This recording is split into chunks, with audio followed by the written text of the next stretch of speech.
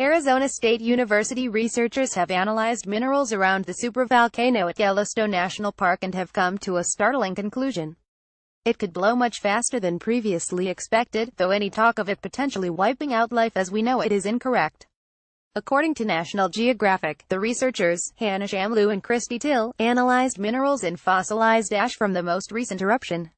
What they discovered surprised them. The changes in temperature and composition only took a few decades, much faster than the centuries previously thought.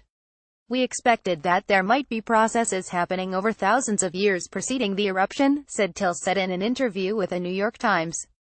NASA wants to prevent the Yellowstone supervolcano from destroying the U.S. despite some sensationalist claims seen in the media. The supervolcano is not expected to erupt anytime soon, and if it did, the events would not be catastrophic. There's no reason to think it could impact mass transport the way the Iceland eruption did, nor would it have any effect on crops, Till told Fox News. There is no evidence to suggest it could destroy mankind.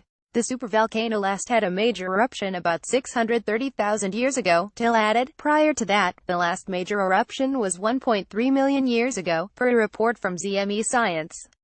A smaller eruption, the most current on record, occurred 70,000 years ago. The researchers looked for the events that led up to the last major eruption 630,000 years ago and noted that if the supervolcano were likely to erupt, it would likely be of the smaller variety, similar to the one that happened 70,000 years ago.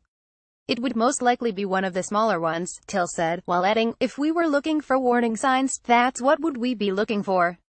The new discovery, which was presented in August after a previous version of the study, comes after another study in 2011 which found the magma reservoir in Yellowstone has moved considerably, gaining about 10 inches in 7 years.